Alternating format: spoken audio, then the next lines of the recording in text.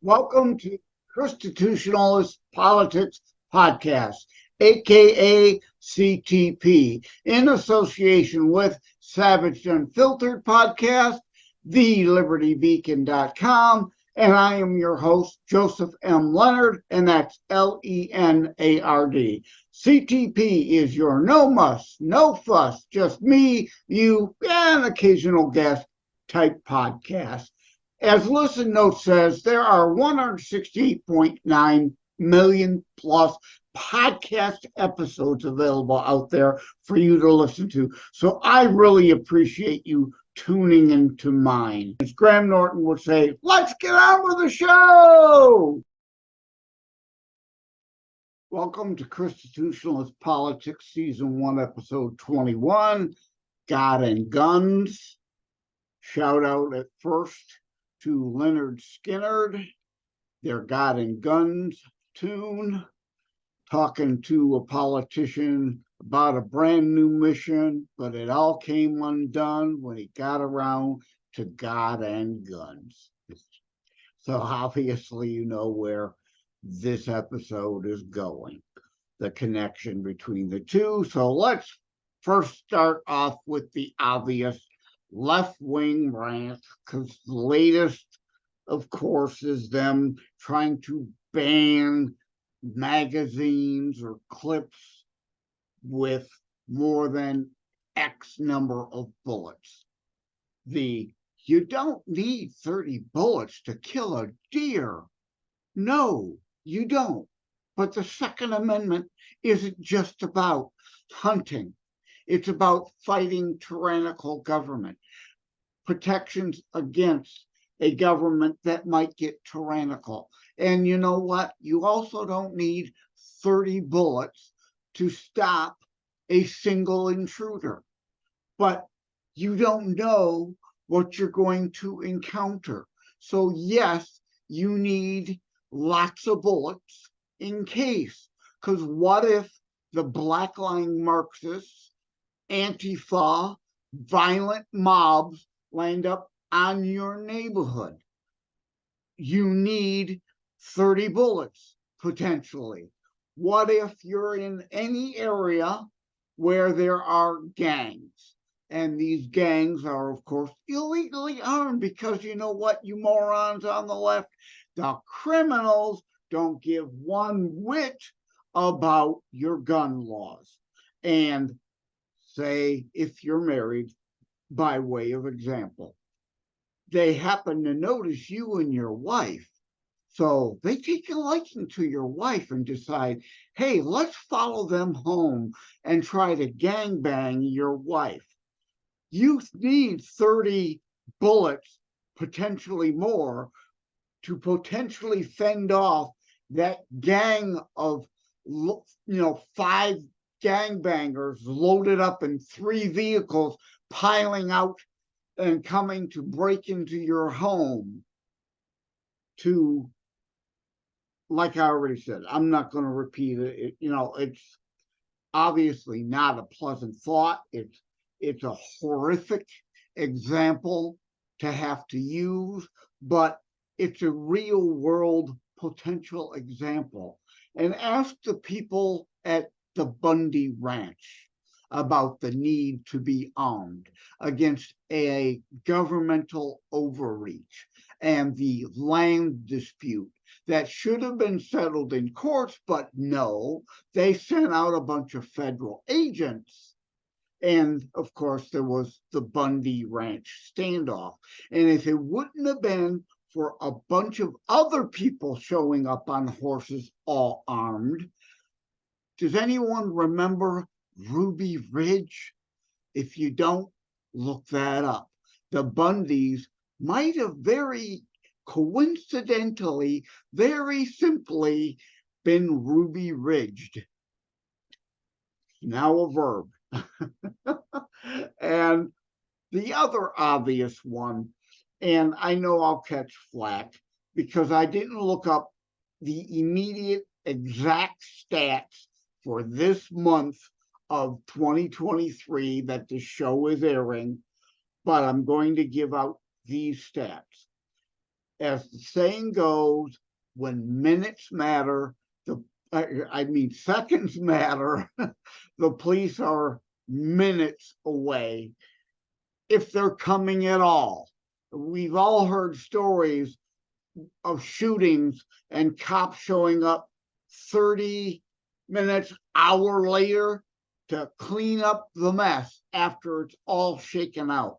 So you have a Second Amendment right to defend yourself, your family, your property, your state against a tyrannical federal government.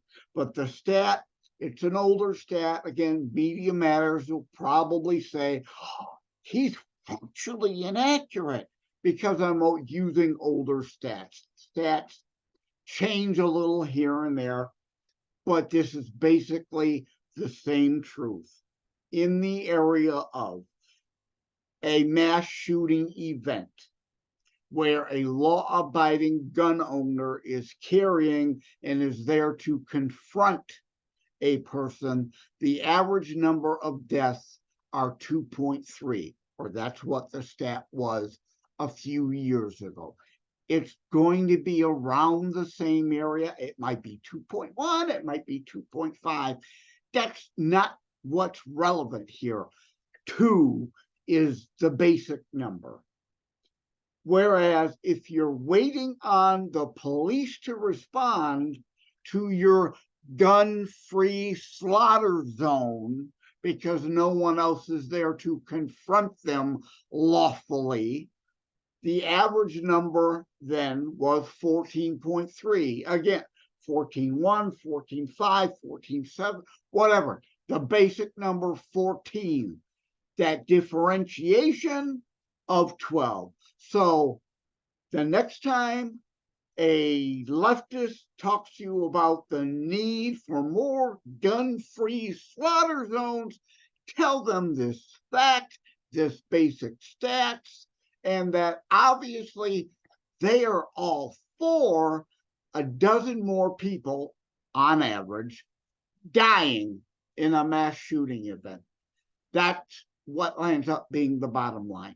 The more gun-free slaughter zones there are, the more deaths, because again, morons, the criminals don't pay any attention to your doofus and unconstitutional gun laws. The other thing is I want to mention here, since I'm Detroit area based, Michigan based, fellow Michiganian, Brian Terry. His family, some of them still live here in Michigan. Brian Terry, if you don't recall the name, was the Customs and Border Protection agent that was slaughtered by the Mexican cartel with illegal Obama and Eric Holder Fast and Furious gun scandal, scheme, farce, something they engaged in illegally. And yeah, sometimes, and you can argue entrapment, but we allow some things to happen and progress, but we're supposed to intercede. As you all know, I am the author of Terror Strikes Coming Soon to a City Near You. FBI infiltrates terror groups and allows them to progress to a point while they collect information, line up a list of the suspects, and then intercede, or are supposed to intercede, before the catastrophe is allowed to happen. While Fast and Furious went south, and they let those guns get further into the system than they were supposed to. They were supposed to be used and never should have been allowed that operation in the first place, to literally put guns in the hands of criminals that they expected would get to the cartels, but then not intercede when the deal to put them in cartel hands came about. That's where the interdiction was supposed to happen, and those guns taken back off the street, didn't happen. Brian Terry was shot down with a Fast and Furious gun because of Obama and Eric Holder mismanagement of a sting operation, basically saying. So this is God and Guns. So I've got my notes. I'm going to skip ahead here. The first biblical concern here, as I want to mention, is really it's thou shalt not murder. It's been improperly and translated from the original Aramaic, Hebrew, Greek, Latin to thou shalt not kill. That's not proper, because there are biblical situations where killing, including defense of yourself, is allowed. Let me move ahead in my notes here to Exodus 22:2. If a thief is caught breaking in at night and is struck a fatal blow, the defender is not guilty of bloodshed. Obviously, if you're using a weapon against an intruder with a weapon and they die from it, you're not guilty of murder. That's what we call a mitigating circumstance in a law. And the law allows for self-defense, and that is biblical. The other thing, real quick to mention, is the death penalty is very biblical. But yeah, I don't understand. A lot of Christians get queasy and say they're against the death penalty. There's only one thing that assures a criminal will not kill again, and that is putting them to death. So I'm not going to read them. I'm just going to mention for you to look for yourself. Genesis 9:6, Numbers 35:30, Leviticus 24:17. And for someone who wants to say, well, those are all very old references, Jesus came to fulfill the Torah. He came to fulfill the Jewish scriptures. Jesus, King of the Jews, Jesus of Nazareth. We weren't meant to start a whole new faith, but yet we went ahead and gone and done that. Messianic Jews, of course, followers of Christ in the true sense that Jesus Christ, the Messiah, come to fulfill the Jewish scriptures. So in some sense, don't get mad at me, but they are technically more proper in a biblical sense, but we consider an Old Testament and a New Testament, but they're together in the Bible together. So please don't give me this, the Old Testament doesn't matter. The Ten Commandments don't matter then? None of those matter? So spare me, because I hear these really dumb arguments like, well, that's from the Old Testament. Yeah, so that's no longer valid unless if Jesus said something and it's there in his words in the New Testament as he was the ultimate final Messiah come to fulfill the scriptures, the final blood sacrifice. That's why we as Christians don't sacrifice animals. He was the final blood sacrifice. So yeah, Old Testament sacrifices of animals is indeed no longer relevant, but the entire Old Testament isn't irrelevant. I'm not going to go too much more. I hit on the main points. I'm looking down at my notes here and trying to see if there's anything else I want to add in. Of course, this is meant to correlate, meant to complement thelibertybeacon.com piece that will drop the same Saturday as season 1, episode 21 show that will be entitled God and Guns. So please, I've not covered everything. I'm not intending to cover everything. Again, they complement each other. There will be things in the show that won't be in the article, some things in the article that are not covered in the show. They're meant to complement. You're meant to do both.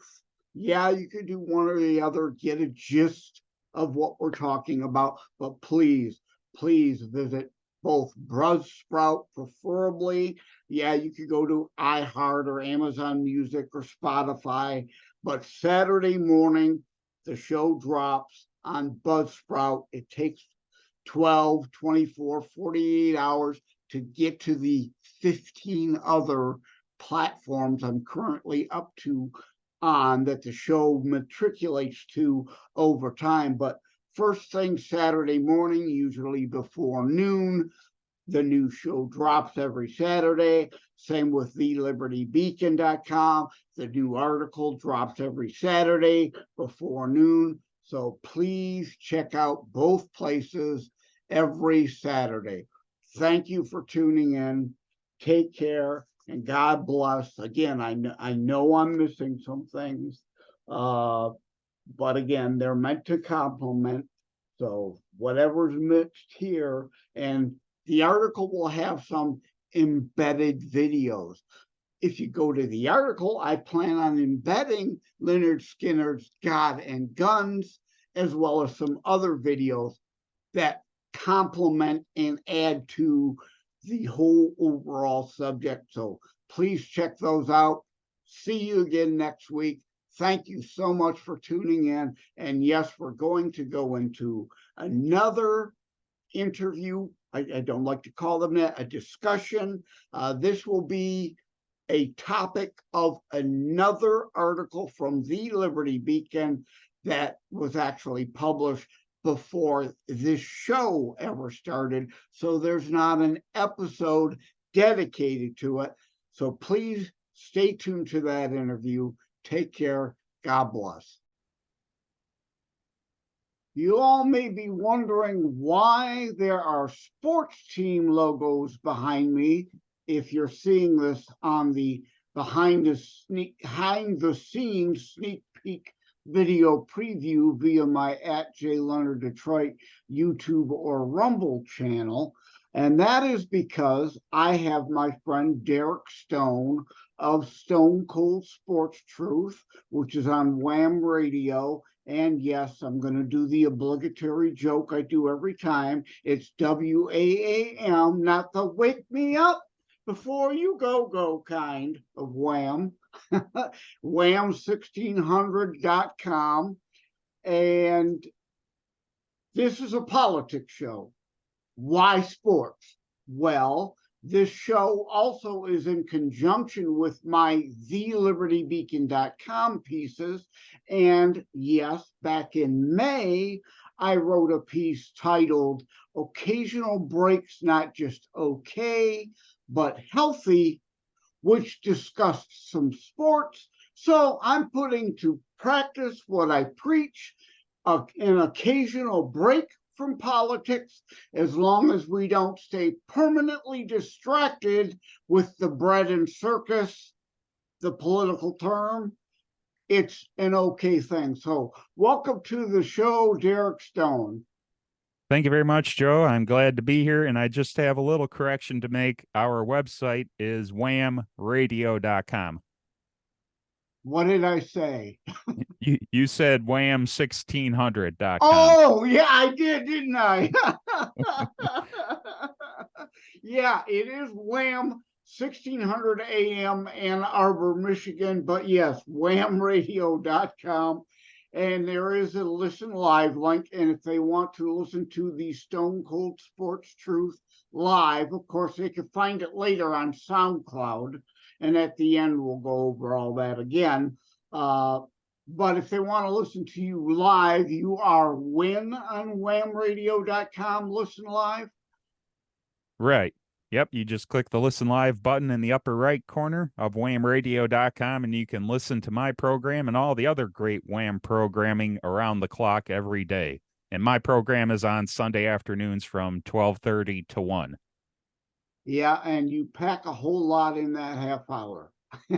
Yeah, I have to really be on point and getting all of the key points from all of the sports events that I cover throughout the year, especially now during football season. Now that I'm covering the Michigan Wolverines football team and the Detroit Lions in a half hour, there is a lot I have to pack into that half hour. It is very fast paced. It kind of reminds me a little bit of Chris Berman on ESPN when he would always have his fastest 2 minutes and sports segment, and but I expanded Yeah, out to 30 minutes. I remember that. And full disclosure to anyone watching or listening to the audio version, I'm looking over at the calendar.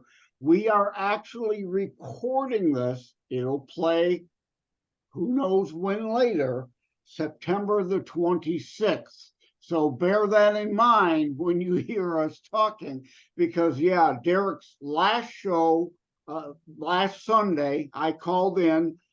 He crammed in both U of M football and the Lions, and that piece that I wrote about occasional distractions was back in April, May, June at the latest. And I was talking a lot about the Michigan Panthers and how we would likely see a championship banner from the Panthers at Ford Field long before we see one from the Lions.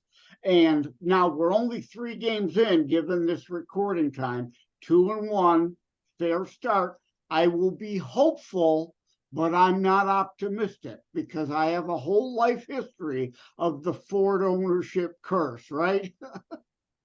Yeah, I hear you on that, Joe. I've been cursed by the Detroit Lions franchise since I was a wee young man when I started following the Lions when the legendary Barry Sanders was patrolling the field at the Silverdome. That was arguably the most fantastic home field advantage. When the Silverdome got loud, I think nothing compared to it. I know the vantage points were poor for the fans, but it was when they got loud, it made it such a great home field advantage, and Barry Sanders made it all the more special during his time with the Lions.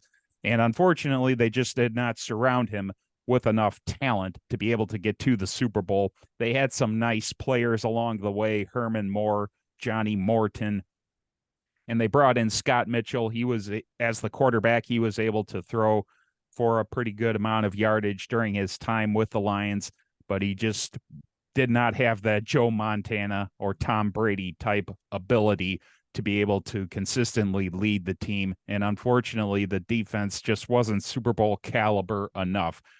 They had some pretty good players at times.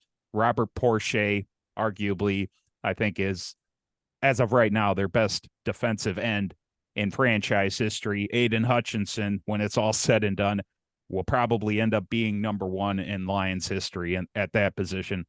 But yeah, they just didn't have enough high quality players at every position. And now it looks like they've got a lot of depth and at multiple positions out there on the field. And it all starts with a quarterback play. Who would have thought I would have been saying this about Jared Goff when they acquired him from what's now the Los Angeles Rams, formerly the St. Louis Rams.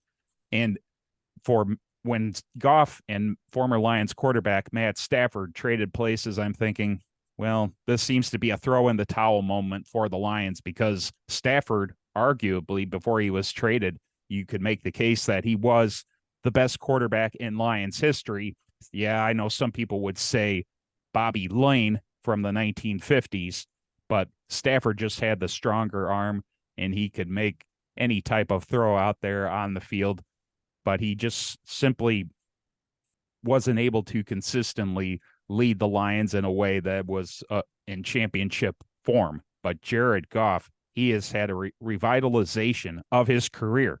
He was good with the Rams, but now he's so much better now with the Lions. Ben Johnson, their offensive. Yeah, Yeah, I Ben Johnson. absolutely agree wholeheartedly with that. I thought, a couple points you went down there. The issue here is, yeah, the Lions have always, the Fords have never been willing to spend the money more than have 1 or 2 highlight real players out there, but never build a full team. Whether they've got spent enough for the full depth, I still think they may be one or two free agents away. But again, let's hope. They came off a bad season, so they've got a favorable schedule. So if they're going to do something, this is the year to do it and prove it. And I thought, I hated to see Stafford go, but I did think at the time, with what they were getting with Goff, that it was a good, somewhat lateral move, because it's like with hockey we talk about all the time. You take a player like Zadina, didn't work out here. He's now gone. They just released him to release that salary cap. He's now on San Jose. He may take off there. He didn't work here. So ultimately, that may be indeed a good deal. But you mentioned Silverdome, what that it held almost like 80,000 people. And I remember going to one game, a Thanksgiving game, way back when, the very upper row, literally, we were the top row. And it's like looking down at ants on the field. But it was loud. Yeah, it was always special, those games at the Silverdome, just watching Barry with his famous juke moves, faking the opposing players out of their shoes. It was just so much fun to watch, and he just made it all the more special. And that's what you got to love about certain outdated venues like the Silverdome. It was certain players, not necessarily teams. In this case, it was just Barry Sanders that made the Silverdome memorable, not just the amenities of the Silverdome for the fans, like being able to go to a luxury box suite and have an all-you-can-eat buffet and have great vantage points and all the great concession areas. But it's all about the sporting event itself when you go to any sports venue. I like all of the special amenities. I don't get to be able to experience them because I don't make a whole lot of money. Obviously, I can't buy a luxury box suite at a Lions game or Red Wings game or any other Detroit sports team. But it's all about the players. That's what I focus on if I go to attend a game in person. They make the memories for me, not the amenities. I've been fortunate growing up. My father worked for GM in traffic, basically what was that, logistics for the trucks, parts coming in and out and whatnot. So the truck lines all had suites. So I was fortunate growing up. We certainly didn't have the money for a suite either, but we got into suites, including the Jones Trucking Super Suite at JLA that was next to Illich's one time. It's like, wow, talk about a luxury suite. And I have my Detroit Fury Cup from back when the Fury was playing arena football at the Palace. And yes, people, both the Palace and the Silverdome have been razzed. Other things going on those properties. But I was the creator of the first fan Detroit Arena Football fan club when the Fury was here. So, I got lucky and got gifted a suite to a basketball game. So I got to experience the suite there at the Palace too. So yeah, I mean, those are nice, but most people aren't that lucky, and I know how lucky I am, but not to make this only about Detroit sports. And the Lions hysteria aside, then some people, oh my God, they're going to win the Super Bowl this year. Oh God, give me a break. I did put $1 down on the Lions though, because the odds, the return on that dollar is good if a miracle happens. But who do you think? Can Kansas City repeat? It hasn't been done since 2004 when the New England Patriots were able to accomplish that feat So the odds are certainly against the Kansas City Chiefs in repeating, but you can't discount the fact that they have the best quarterback in the game right now, Patrick Mahomes. And the Lions, they got a little bit of luck in that opening game against the Chiefs, beating them only by a point.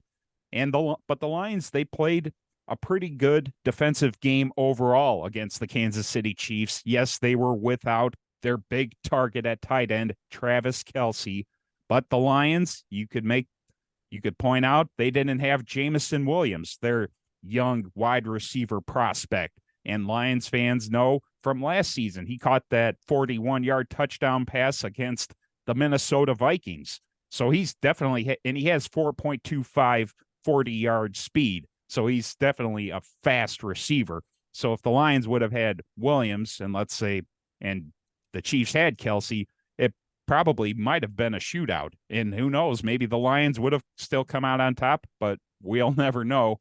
But it was great to see the Lions come out on top in that game. But going forward, you got to look at the long view.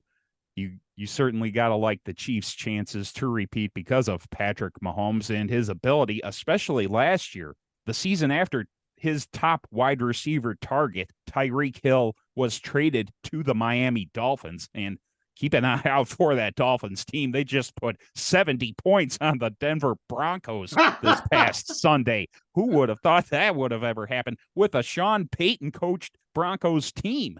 And Payton having all of that success with Drew Brees in New Orleans, and then he comes back after a year off from coaching to coach Russell Wilson, a fine quarterback, but it looks like he's just kind of in a fog right now. But getting back to the Chiefs and their chances to repeat, you certainly got to like their chances despite Mahomes' lack of big-time targets at the wide receiver position because he still has that huge target in Travis Kelce.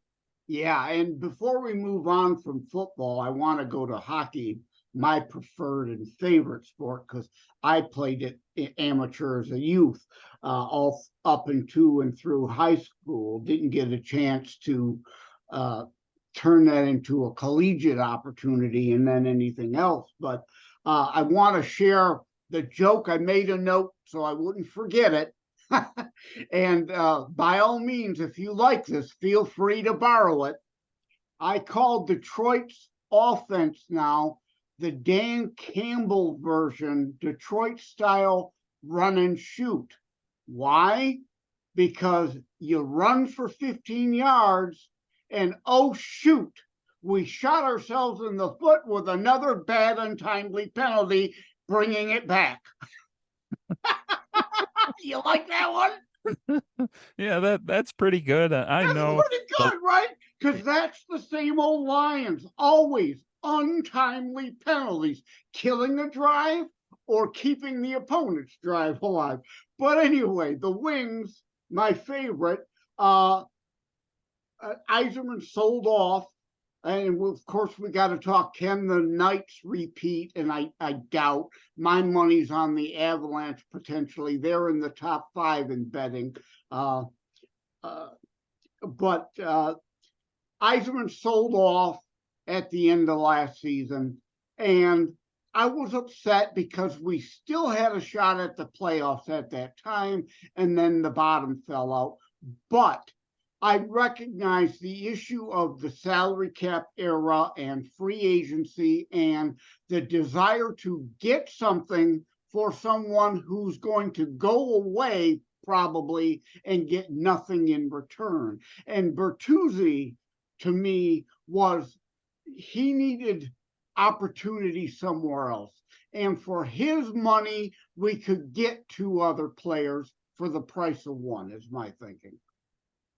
Yeah, and that was at the time I was a little bit puzzled by that move last year by Steve Yzerman to trade away Tyler Bertuzzi because the Red Wings were still in the playoff chase for the Eastern Conference, but I guess he thought at the time he was thinking long term that he couldn't get an extension done with Bertuzzi.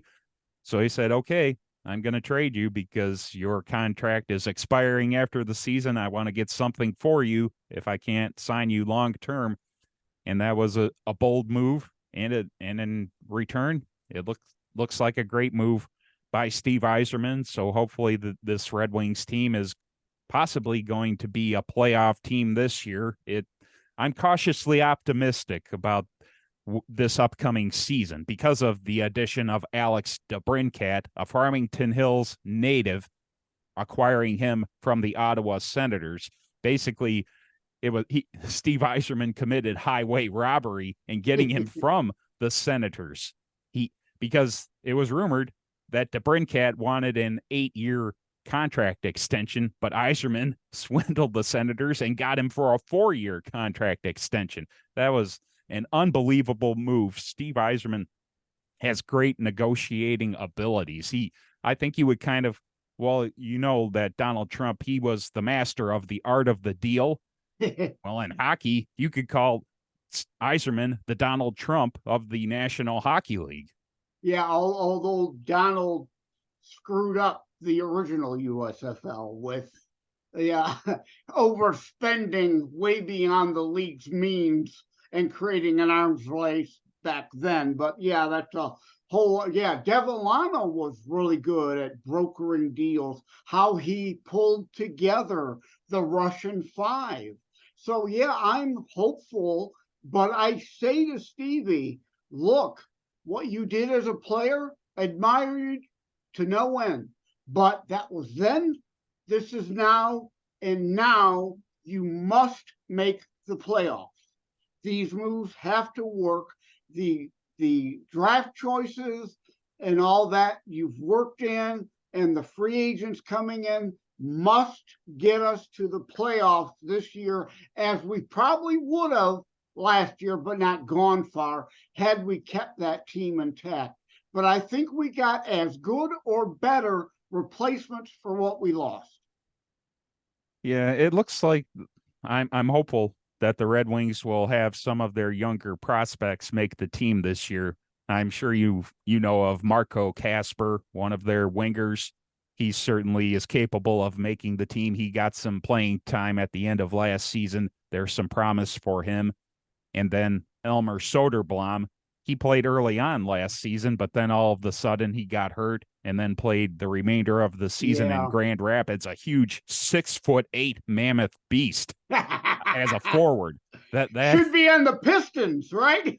Yeah, he should be playing power forward for the Detroit Pistons. But who would have ever thought a 6'8" guy with great skating ability playing hockey? But it does happen. Yzerman drafted huge, tall players when he was the general manager with the Tampa Bay Lightning. So it shouldn't surprise Red Wings fans that is the norm now, the bigger, but you cannot overlook the Cicerellis of the world, though. Bigger is not always necessarily better. I mean, some of them short guys can skate through the legs of the big guys. And to see that guy on the ice, it's like everybody else looks like a doggone midget, including the 6'4" goaltenders that are all out there nowadays, because they try to cover more net with bigger, not necessarily better, but bigger people to cover more net. But again, to not make this all about Detroit, can Vegas repeat, or who do you think is your favorite for the Cup? It's really tough right now for me to comment on this because I'm not really in hockey mode right now because I'm so concentrated on football. But I know there have been some repeat champions in the past 10 years, the Tampa Bay Lightning and the Pittsburgh Penguins. Those are the two repeat champions. So I would think Vegas, they would have a pretty good shot to repeat, but they don't have the most talented overall squad. They were great as a team last year. That was unheard of for them to win the Stanley Cup championship in only their 6th season in franchise history. That's unheard of for an expansion team that young to quickly win a Stanley Cup championship. And it's just going to be really tough now because they don't have the element of surprise anymore. They got a huge target on their back now. So I think that's going to make it all the more tougher for them to repeat. Yeah, So after blowing it their first season, because the way the supplemental draft went, they loaded up with a bunch of otherwise free agents that were going to leave their teams, so they were left unprotected. They almost won the cup their first year, like the St. Louis Blues did, although St. Louis Blues had a distinct advantage because that was when they split conferences and they were all new expansion teams in the one conference. It was assured an expansion team was going to make it to the cup that year, way back when. Right. So if I were to make a prediction, I can't really boil it down to one team. I'll give you 3 picks for possible Stanley Cup championship this upcoming season. I'm going to say the Colorado Avalanche. They've got a very talented squad led by their top defenseman, Cale Makar, and the Tampa Bay Lightning. You can't count them out. They're a little bit longer in the tooth, but they still have quality players led by Steven Stamkos, their great scoring winger, and the Carolina Hurricanes. They've been knocking at the door for a little while, have made some mini runs in the Stanley Cup playoffs, but haven't broken through. So I would keep my eye out for those top 3 teams. I think that's sensible. And to name one of 31, it's not like NFL, there aren't as many teams, right?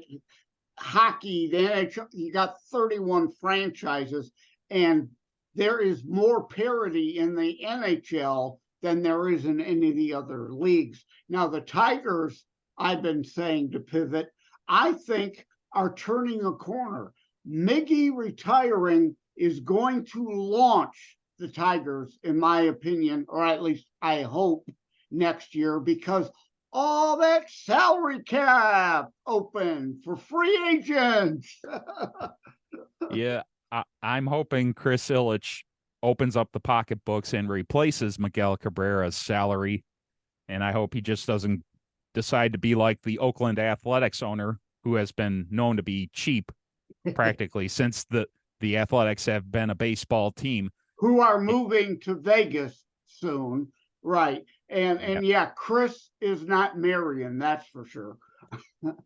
Yeah, he certainly needs to open up the pocketbook, because the Tigers, yes, they're not going to miss out on the playoffs this year, but their young players have been stepping up. They've gotten better as the season has gone along. Spencer Torkelson at first base.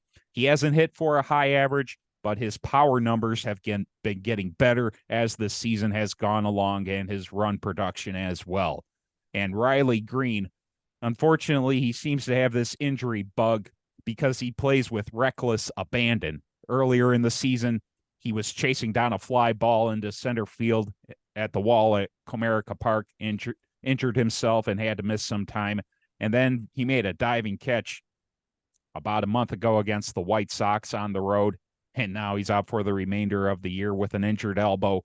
But when those 2 guys are on the field, it's like lightning in a bottle, and hopefully they will continue to have sustained success, which I believe they certainly can in the near future. And you got to look at Tarek Skubal as far as the Tigers' pitching rotation goes. He has been lights out since he came back from his injury earlier on in the season. And the return of Casey Mize, he's been shelved with Tommy John surgery. And if he can come back and be effective, and Matt Manning as well, if you put those 3, could be the Tom Glavine, Greg Maddux, and John Smoltz that the Atlanta Braves had in the 1990s. If those 3 guys live up to that hype and can be that high quality pitching trio, the Tigers, they could set themselves up for a great run of success, as long as they upgrade some other positions that they desperately need some hitting, because they were a little bit lightweights at certain positions. Yeah, if we're not dumb enough after deciding we couldn't keep both Scherzer and Verlander, letting Verlander get away, that started to decline. Then Scherzer says, I'm not hanging around. jumping ship, and we had no pitching then. So yeah, if we're not dumb enough to trade a good pitching piece away for these other pieces and destroy our pitching ability, because you need that. But now to my least favorite of all the professional sports, the Detroit Pistons. If nothing else to say, that years ago people remember Malice at the Palace, right? The dust up there. Well, more recently, Stewart got into a minor dust up with King James, LeBron James, and I immediately jumped on that night onto social media and created Melee at LCA to go with Malice at the Palace. And I'm still trying to get that to catch on. You're the sports guy. I need you to get Melee at LCA into the basketball nomenclature. Yeah, I would love to do that. And I could definitely mention it, but I think the reason probably it hasn't resonated is because the Detroit Pistons have been stuck in a rebuild mode for basically the past 15 years. So any scuffles that happen with the Pistons and another team, they're just basically going to be brushed off by the fans. And because there's just no excitement right now for this Pistons team, but that could be changing this upcoming season if their number one draft pick from a couple of years ago, Cade Cunningham, is able to make it through a full season. He hasn't yet played a full season for the Pistons in his first 2 years because of injury. And I'm hoping he can stay out there on the court and play alongside Jaden Ivey, his back court mate, and hopefully create another Isaiah Thomas, Joe Dumars type high quality backcourt for the Pistons from the 1980s. That would be great. But that is the crux of it. Health, injuries, and of course, obviously, Detroit is not the only place that runs into that problem, but it seems we do run into it an awful lot of the time. And but speaking of King James, did he change teams again? No, he's still with the Los Angeles Lakers. Okay. that I'm aware of. I'm kind of surprised he hasn't been talked about all that much on national sports programming. All of the attention now is on the Colorado Buffaloes football team with their head coach, Deion Sanders, because he tripled the Buffaloes win total from a year ago. And yes, that's all well and good, but there are other teams that you could mention across the country. And unfortunately, they don't seem to, they really didn't give much credence to the Lions when they beat the Chiefs. They talked about it a little bit, but for the most part, it's just been all Deion Sanders all the time. And the Dallas Cowboys too. There's such a huge obsession with the Cowboys on a national scale. And I would just love to see a little bit more love for the Lions on the national level. But they're getting a lot of attention right now. I mean, last year what's that HBO show? Oh, Hard Knocks. Yeah. Hard Knocks. Last year, they thought last year might be a breakout season and they were featured. This year, the Jets were because of Rodgers going to New York, and now he's out for the year with ACLU injury. And so they are getting a lot of love. I see from announcers on the national level, a lot of mentions during other games. I'm, again, surprised that so many are buying into this hype because, again, the Barry Sanders era, the Billy Sims era, another one bites the dust season. Was it 5 or 6 in a row and to then bite the dust themselves? The 0-16 season got off to a perfect preseason. Oh, we're going to the Super Bowl that year. Then went 0-16. So please, hopeful, not optimistic. And with that, tell everybody again where they can hear you live and then after the fact also. Once again, my name is Derek Stone. I'm the host of the Stone Cold Sports Truth on Wham Talk 1600 and also 92.7 FM, but you can only get that in the Chelsea, Michigan area. It's a 250 watt. It's only meant for a small area for you to listen to. Like me broadcasting out of my house, right? I could broadcast to Wyandotte, but that'd be about it. Sorry, go on. No, that's all right. And my program airs every Sunday afternoon from 12:30 to 1. And you can also listen on live at whamradio.com. But SoundCloud. And yes, I post my program on SoundCloud. Just search Stone Cold Sports Truth. Yep. So you could go to, well, I was going to say you could go to SoundCloud and hear last show, which we talked about U of M. It may still be, by the time this airs, the last show before this airs will be U of M still, most likely. But anyway, yeah, I mean, your whole a long ways back of seasons are there to look for and hear back, right? I'm only able to post about 10 programs at a time with the plan I'm on. I'm on the free plan right now on SoundCloud because I needed to save a little bit of money. It just wasn't making any sense for me to have one of their premium plans, and I don't get many people listening to my program, so that's why I just decided I'll just take the free plan and go with that for now. Well, get ready for a bump now that you've been on my show. But I hear you. I'm the same way. ChristiTutionalist Politics is hosted at Buzzsprout.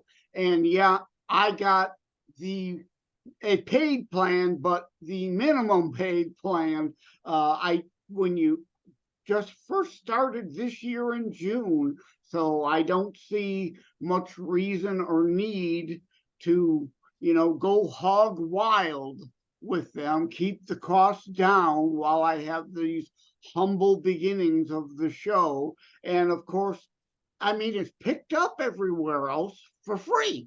So, I mean, I'm on 15 different podcast platforms for my little that I'm paying Buzzsprout. So it works out well. But SoundCloud is not one of them, though. I'm on some weird ones like Deezer and Podcast Addict, or I mean, there's some obscure ones that I've never heard of before.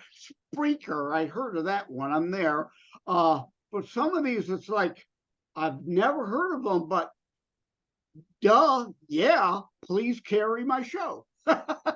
Right? All right. Well, thanks for stopping by, Derek. Take care. God bless, brother. All right, Joe. Thanks for having me. Greetings, everybody. I just wanted to record a brief video. Oh, well, if you don't know, this could be embedded somewhere else.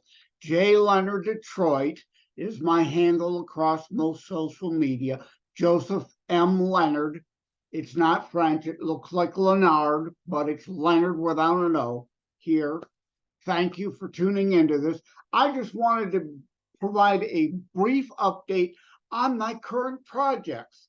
As you can see in the background, if you're seeing on video, not hearing audio only, ChristiTutionalist Politics podcast is now live. I started it in June. I hope you'll check it out.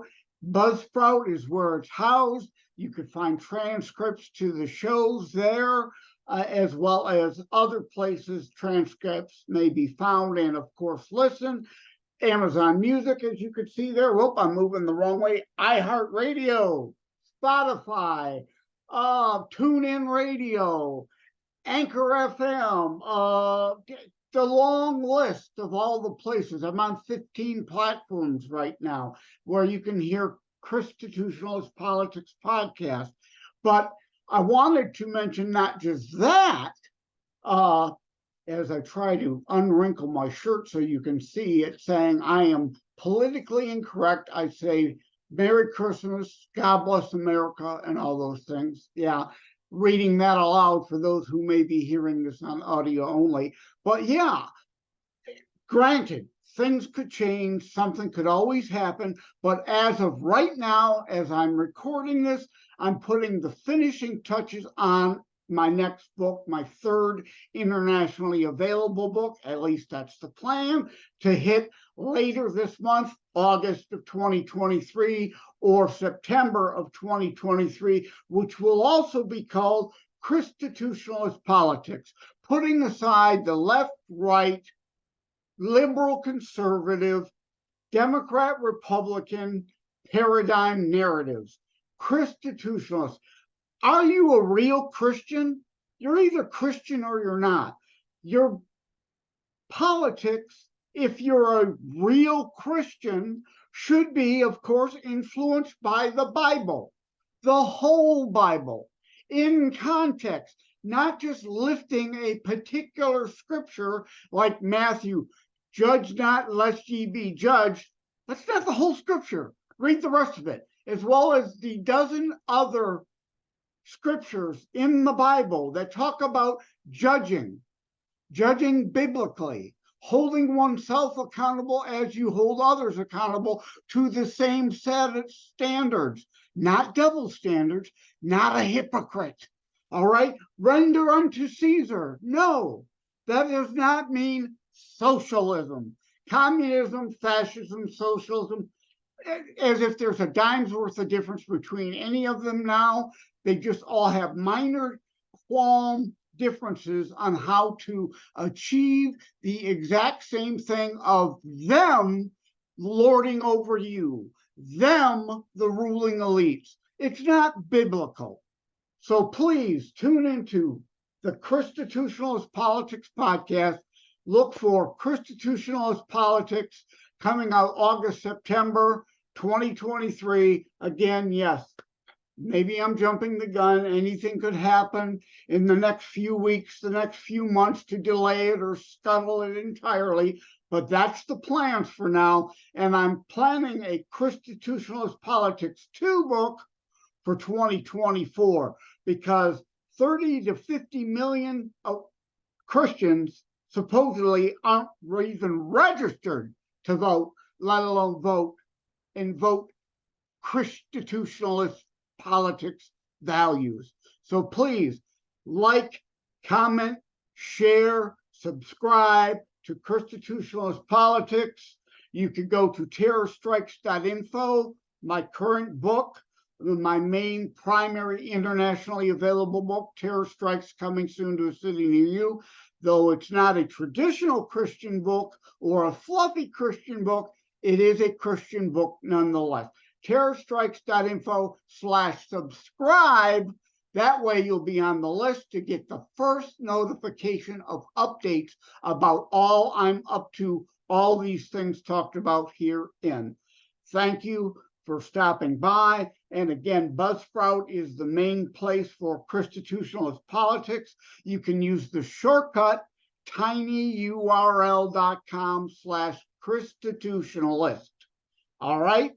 Thank you so much for tuning in. Take care. God bless. Like and subscribe to ChristiTutionalist Politics Podcast and Savage Unfiltered. Maybe even go back a few years and dig up some old The Patriot angles. Share episodes. We need your help to grow the show.